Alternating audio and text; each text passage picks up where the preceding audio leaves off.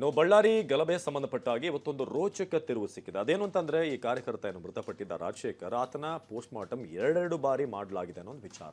So ಇದಕ್ಕೆ ಸಂಬಂಧಪಟ್ಟ ಹಾಗೆ ವಿಪಕ್ಷದವರು ಕೂಡ ಮಾತನಾಡ್ತಿದ್ದಾರೆ. ಜನಾರ್ದನ್ ರೆಡ್ಡಿ ತಲೆ ಮೇಲೆ ಅದನ್ನು ಕಟ್ಟುವಂತ ಒಂದು ಕೆಲಸ ಆಗ್ತಿದೆ ಅಂತ. ಇನ್ನು ಎಚ್ ಡಿ ಕುಮಾರಸ್ವಾಮಿ ಕೂಡ ಇದರ ಬಗ್ಗೆ ಮಾತನಾಡಿದ್ರು. ಬನ್ನಿ ಏನೇನಾಯ್ತು ಇದ್ರ ಬಗ್ಗೆ ನೋಡೋಣ.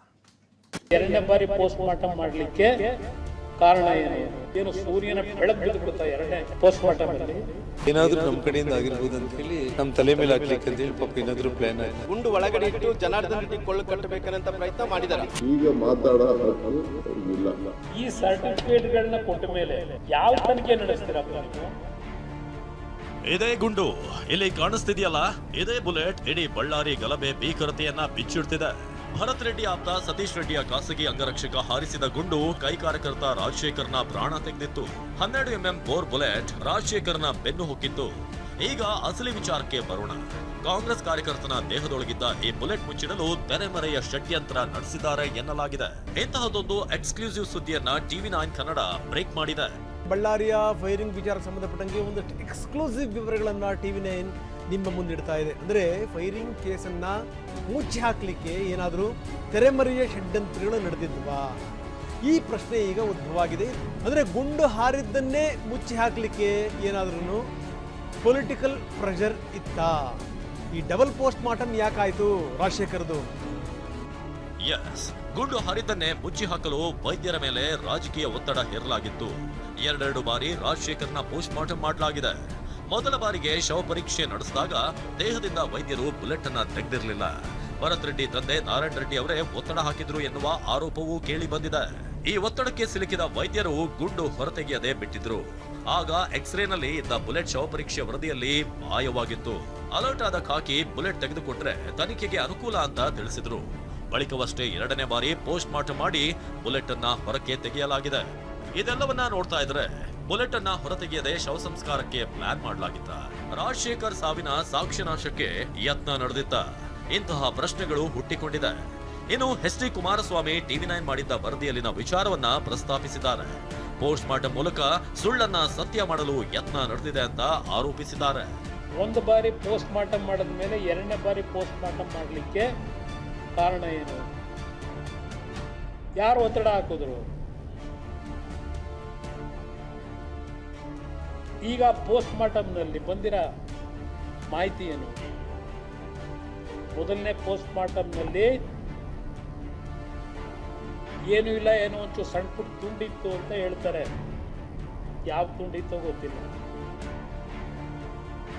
ಎರಡನೇ ಪೋಸ್ಟ್ ಮಾರ್ಟಮ್ನ ಮಾಡಲೇಬೇಕು ಅಂತೇಳಿ ಒತ್ತಾಯ ಮಾಡಿಸಿದ್ರಲ್ಲ, ಇದೆಲ್ಲ ಹೇಳಿದ್ರಲ್ಲ, ಕಂಪ್ಲೇಂಟ್ ಕೊಟ್ಟವರಲ್ಲ. ಜನಾರ್ದನ್ ರೆಡ್ಡಿನ ಗುಂಡಾರಿಸಿ ರಾಜಶೇಖರ್ನ ಸಾಯಿಸಿದ್ದು, ಬೇರೆಯವ್ರಿಗೂ ಇದೇ ಗತಿ ಮಾಡ್ತೀನಿ ಅಂತ ಅಂದ್ಬಿಟ್ಟು ಜನಾರ್ದನ್ ರೆಡ್ಡಿ ಹೇಳಿದ್ರು ಅಂತೇಳಿ ಒಂದು ಕಂಪ್ಲೇಂಟ್ ತಗೊಂಡಿದ್ದೀರಲ್ಲ, ಅದನ್ನು ಸತ್ಯ ಮಾಡೋದಕ್ಕೆ ಎರಡನೇ ಪೋಸ್ಟ್ ಮಾರ್ಟಮ್ ಮಾಡಿ ಅಂತ ಹೇಳಿ ಯಾರು ನಿಮ್ಗೆ ಒತ್ತಾಯ ಆಗ್ತದೋ? ಏನೋ ಸೂರ್ಯನ ಬೆಳಕು ಬಿದ್ದು ಬಿಡ್ತಾ ಎರಡನೇ ಪೋಸ್ಟ್ ಮಾರ್ಟಮ್ ಅಲ್ಲಿ.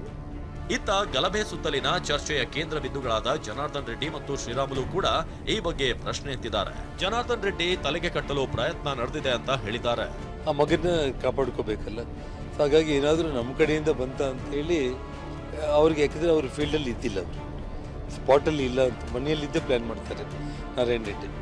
ಸೊ ಹಾಗಾಗಿ ಏನಾದರೂ ನಮ್ಮ ಕಡೆಯಿಂದ ಆಗಿರ್ಬೋದು ಅಂತ ಹೇಳಿ ನಮ್ಮ ತಲೆ ಮೇಲೆ ಹಾಕ್ಲಿಕ್ಕೆ ಅಂತೇಳಿ ಪಾಪ ಏನಾದರೂ ಪ್ಲ್ಯಾನ್ ಹಾಕಿ ಎರಡೆರಡು ಬಾರಿ ಪೋಸ್ಟ್ ಮಾರ್ಟಮ್ ಮಾಡಿರುವಂಥ ವಿಷಯ ಅಲ್ಲ, ನಾನು ಬಹಳ ಕ್ಲಿಯರ್ ಆಗಿ ಹೇಳ್ತಾ ಇದ್ದೀನಿ. ಒಂದು ಪೋಸ್ಟ್ ಮಾರ್ಟಮ್ದಲ್ಲಿ ಅವ್ರ ಆ ಗುಂಡು ಒಳಗಡೆ ಇಟ್ಟು ಜನಾರ್ದನ್ ರೆಡ್ಡಿ ಕೊಳ್ಳು ಕಟ್ಟಬೇಕಂತ ಪ್ರಯತ್ನ ಮಾಡಿದ್ದಾರೆ, ವೆರಿ ಕ್ಲಿಯರ್ ಆಗಿ. ಆಮೇಲೆ ಯಾವ ಗುಂಡು? ಆಲ್ರೆಡಿ ಅಂಗರಕ್ಷರು ಗುಂಡ ಅಂತೇಳಿ ಕ್ಲಿಯರ್ ಆಗಿದೆಲ್ಲ. ಪೋಸ್ಟ್ ಮಾರ್ಟಮ್ ಬಗ್ಗೆ ಇಷ್ಟೆಲ್ಲ ಚರ್ಚೆ ನಡೀತಿದ್ರು ಸಿಎಂ ಯಾವುದೇ ಸ್ಪಷ್ಟ ಪ್ರತಿಕ್ರಿಯೆ ಕೊಡಲಿಲ್ಲ. ಪೊಲೀಸರು ನೋಡಿಕೊಳ್ತಾರೆಂದಷ್ಟೇ ಹೇಳಿದ್ರು. ಪೊಲೀಸ್ನವರು ಮಾಡ್ತಾ ಇದ್ದಾರೆ. ಆದ್ರೆ ಸತ್ಯಶೋಧನಾ ಸಮಿತಿಯ ನೇತೃತ್ವ ವಹಿಸಿದ್ದ HM ರೇವಣ್ಣ ಮಾತ್ರ ಭರತ್ ರೆಡ್ಡಿಗೆ ಕ್ಲೀನ್ ಚಿಟ್ ಕೊಟ್ಟಿದ್ದಾರೆ. ಜಾತ್ಯತೀತವಾಗಿ ಪಕ್ಷಾತೀತವಾಗಿ ಮಹರ್ಷಿಗಳ ಒಂದು ಪ್ರತಿಮೆಯನ್ನು ಸರ್ಕಾರಿ ಜಾಗದಲ್ಲಿಡಬೇಕು, ಸಾರ್ವಜನಿಕರಿಡಬೇಕು, ಎಲ್ಲ ಸಿದ್ಧತೆ ಮಾಡಿಕೊಂಡಿದ್ರು. ಬ್ಯಾನರ್ ಹರಿಯೋದು ಹುಟ್ಟಿದ್ದೆಲ್ಲಿಂದ, ಪ್ರಾರಂಭ ಆಗಿದ್ದೆಲ್ಲಿಂದ, ಬ್ಯಾನರ್ ಯಾಕೆ ಹರಿಬೇಕು? ಶ್ರೀರಾಮನಲ್ಲಿ ನಿಂತು ಬ್ಯಾನರ್ ಹರಿದಿದ್ದಾನೆ ಅಂತ ಅಲ್ಲಿಗೇನು ಅರ್ಥ? ಸತ್ಯಶೋಧನಾ ಸಮಿತಿ ಮಾತ್ರವಲ್ಲ, ಇಡೀ ಕಾಂಗ್ರೆಸ್ ಭರತ್ ರೆಡ್ಡಿ ಬೆನ್ನಿಗೆ ನಿಂತಂತೆ ಕಾಣ್ತಿದೆ. ಇದಕ್ಕೆ ಪ್ರತಿಕ್ರಿಯಿಸಿದ ಎಚ್ ಡಿ ಕುಮಾರಸ್ವಾಮಿ ತನಿಖೆಯ ಬಗ್ಗೆ ಕಳವಳ ವ್ಯಕ್ತಪಡಿಸಿದ್ದಾರೆ. ಜನಾರ್ದನ್ ರೆಡ್ಡಿ ಊರಿಗೆ ಬರೋದಂತ ಒಂದು ಗಲಾಟೆ ನಡೆದಿದೆ. ಈಗ ಮಾತಾಡೋ ಹಕ್ಕು ಇಲ್ಲ. ಇಡೀ ಪಾರ್ಟಿ ಸ್ಟ್ಯಾಂಡ್ಸ್ ನಮ್ಮ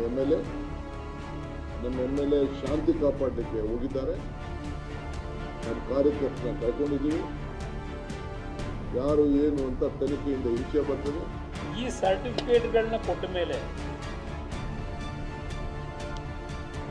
ಯಾವ ತನಿಖೆ ನಡೆಸ್ತೀರಪ್ಪ ನೀವು? ಇನ್ನು ಝಡ್ ಶ್ರೇಣಿಯ ಭದ್ರತೆ ಕುರಿತು ವ್ಯಂಗ್ಯವಾಡಿದ್ದ ಡಿಕೆಗೆ ಗಣಿದನೆ ಡಿಚ್ಚಿ ಕೊಟ್ಟಿದ್ದಾರೆ. ಜಡ್ಡಾರು ಕೇಳಲಿ, ಇರಾನಿಂದ ಯಾವ್ದಾರು ತಗೊಬರ್ಲಿ, ಅಮೆರಿಕಾದಿಂದ ತರಿಸ್ಕೊಳ್ಳಿ, ಇವ್ರಾರು ಮಡಿಕೊಳ್ಳಿ, ಯಾರು ಬೇಡ ಅಂತ ಹೇಳ್ತಾರೆ. ಭಾರತೀಯ ಜನತಾ ಪಕ್ಷ ಕಾರ್ಯಕರ್ತರು 100 ಮಂದಿ ಇಟ್ಕೊಳ್ಳಿ ಅಂತಂದ್ರೆ ನಾಳೆ ಅವ್ರನ್ನ ಸಾಯಿಸ್ಬೇಕಂತೇಳಿ ನನ್ನ ಜೊತೆಯಲ್ಲಿ. ಎರಡನೇದು ಅಮೆರಿಕದಿಂದ ತರಿಸ್ಕೊಳ್ಳಿ, ಚೈನಾದಿಂದ ತರಿಸ್ಕೊಳ್ಳಿ ಅಂದ್ರೆ ನೀವೇನು ಕಿಸಿಯೋದಿಕ್ಕಿದ್ದೀರಿ ಇಲ್ಲಿ ಉಪಮುಖ್ಯಮಂತ್ರಿಯಾಗಿ? ಈ ರಾಜಕೀಯ ಜಟಾಪಟಿ ಒತ್ತಟ್ಟಿಗಿರ್ಲಿ, ಗಲಭೆಯ ಒಂದೊಂದೇ ದೃಶ್ಯಗಳು ಹೊರಬೀಳ್ತಾ ಇವೆ. ರೆಡ್ಡಿ ರಾಮುಲು ಬೆಂಬಲಿಗರು ದೊಣ್ಣೆ ಹಿಡಿದು ಓಡಾಡ್ತಿರುವಂತಹ ದೃಶ್ಯವೂ ರಿವೀಲ್ ಆಗಿದೆ. ಎರಡೂ ಕಡೆಯಿಂದಲೂ ಗಲಾಟೆಗೆ ಪ್ಲಾನ್ ಆಗಿತ್ತಾ ಅನ್ನುವ ಅನುಮಾನ ಕೂಡ ಮೂಡಿದೆ. Bureau report, ಟಿವಿ9.